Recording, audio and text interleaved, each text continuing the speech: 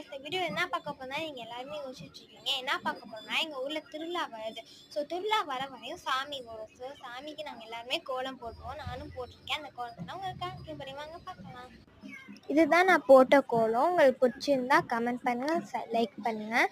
இது வந்து எங்கள் பக்கத்து வீட்டு பாப்பா போட்டது. அதுக்கப்புறம் இது வந்து எங்கள் பக்கத்து வீட்டுக்காரங்க போட்டது. இது வந்து எங்கள் பெத்தம்மா போட்டது.